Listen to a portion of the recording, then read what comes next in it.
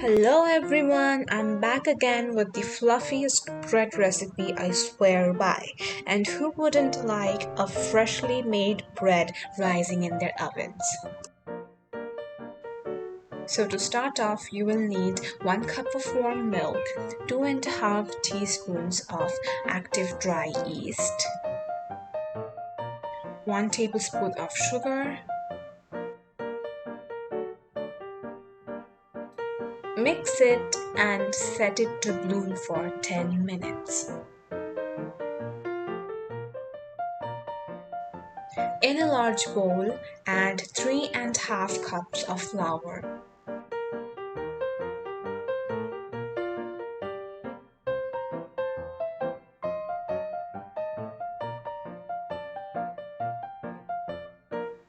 One-third cup of sugar, 1.5 teaspoon of salt, 1/4 cup of melted butter, and 1 egg.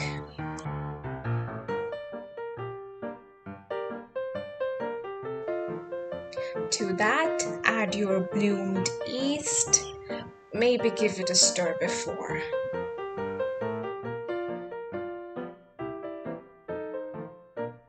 And now we mix. This is one of those recipes that don't need extra flour or water.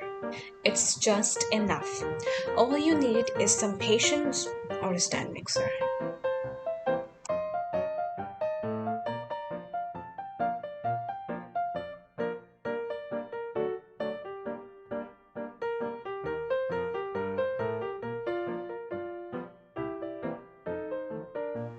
As you can see, it came together just fine, so I switched to my hands for convenience.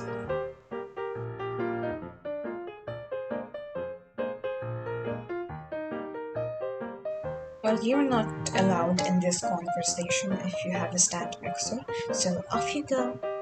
The OG people are allowed here.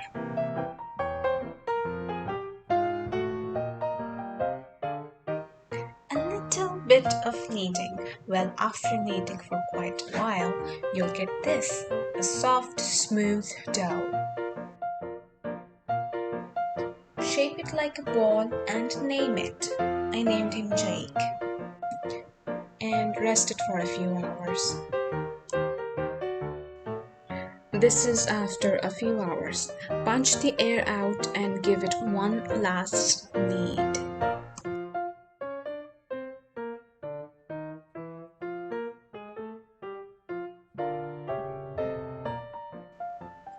Flour your surface and get your dough and divide it in 4 sections because we're stuffing it with za'atar.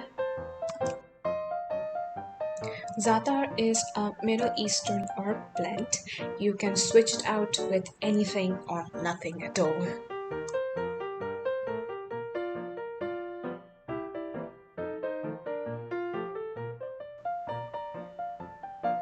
Here I am rolling out the dough.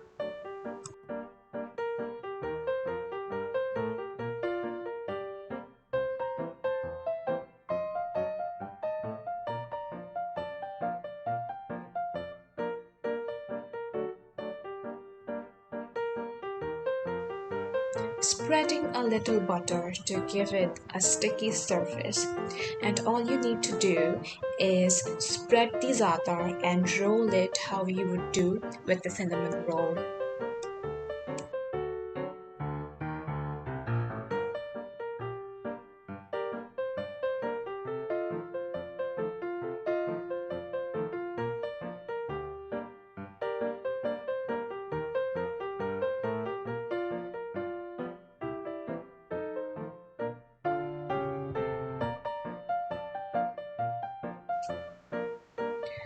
And I'm stretching as I roll to get it a little longer.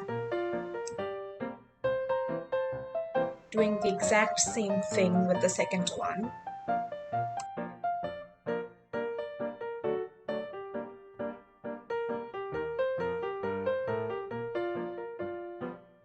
And don't you worry if they are not of the same length. Cut off the excess and make your own bite-sized bread roll.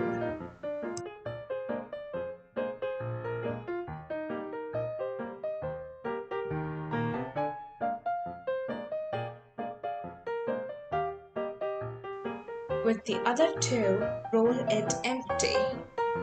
It's nice to see the layers when you cut the bread open.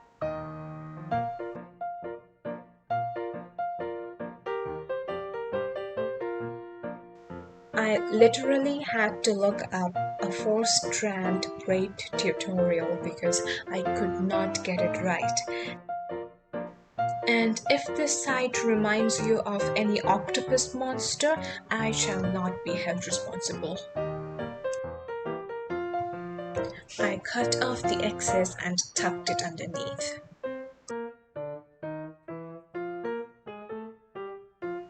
Greased pan, egg wash.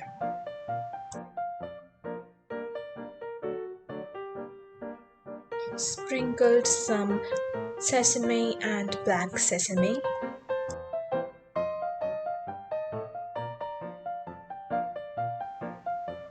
And we bake it at 200 for 40 to 50 minutes.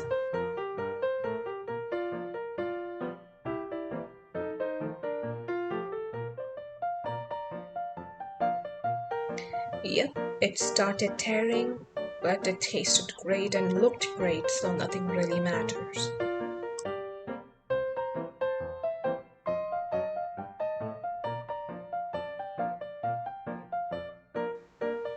I let it cool and then cut it open because burning myself is like my daily job.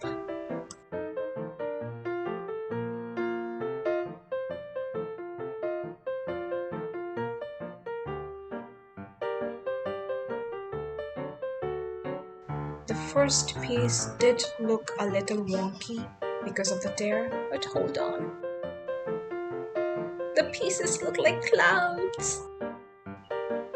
And I did a little setup, so compliment me in the comments below. Thanks for watching!